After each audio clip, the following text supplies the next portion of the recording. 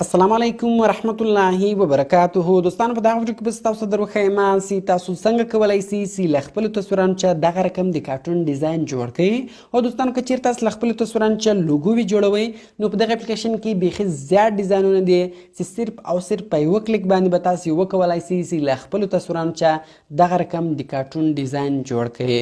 نو ډېر خوندور اپلیکیشن ده، ویډیو تر اخره پورې وګورئ او ویډیو له خپلو دوستانو سره خامخا شیر کړئ تر څو هغه هم له دې طریقې چې فایده واخلي. نو نور وخت نه اخلم، زه د ویډیو په طرف ویډیو شروع کوم.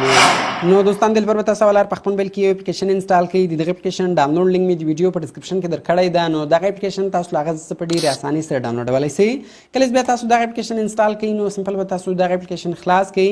کله چې تاسو ولر دغه اپلیکیشن خلاص کړئ نو دغه شکل دغه رقم راځي.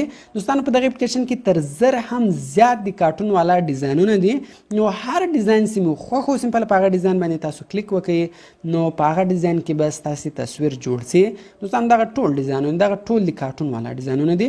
نو سره زه په دې کې یو ډیزاین راخو او په هغه ډیزاین کې خپل تصویر جوړو. نو ډېر اسانه ده. اوس مثال په دې کې زه اول ډیزاین راخم، سمپل په دې ډیزاین باندې تاسو کلیک وکړئ. لاندې به تاسو د موبایل د ګیلري تصویران راوړوي. که چیرې تاسو دلته تصویران نه راوړل بیا په دغه ګیلري کلیک وکړئ، تاسو ته به ګیلري خلاص شي، هلته به تاسو تصویر ورخیاست. نو سره دلته زه خپل تصویر ورخیم له کوم تصویر چې زه د کارټون والا ډیزاین جوړوم. نو په هغه تصویر باندې به تاسو کلیک وکړئ. سمپل به بیا تاسو د تصویر پوزیشن ورخیاست، لاندې نیکسټ بټن ده، سمپل به دغه نیکسټ بټن باندې به تاسو کلیک وکړئ. کله چې تاسو په نیکسټ بټن باندې کلیک وکړئ ګورئ موږ سره پروسیسینګ روان سو. نو اوس به تاسو لږ انتظار ته وکړئ، بیا تاسو ته څلور پنځه ډیزاین راوړوي. ګوره دلته تاسو ته اوس دغه ډیزاینونه راوړول چې په کوم ډیزاین کې تاسو خپل تصویر غواړئ. ګوره مثال دلته بریتون ورسره دی، دلته بریتونه نسته ورسره، یعنې ګوره دا تصویر دلته سپین، دلته بیا د لیک سور ده. دلته به تاسو هغه ډیزاین ورخیاست. مثال په دې کې زه دغه ډیزاین ورخیم، په هغه ډیزاین باندې به تاسو کلیک وکړئ. کله چې تاسو په هغه ډیزاین باندې کلیک وکړئ نو په هغه ډیزاین کې به اوس دلته د موږ تصویر جوړ شي. ګوره تاسو کتلی شئ موږ سره پروسیسینګ روان ده.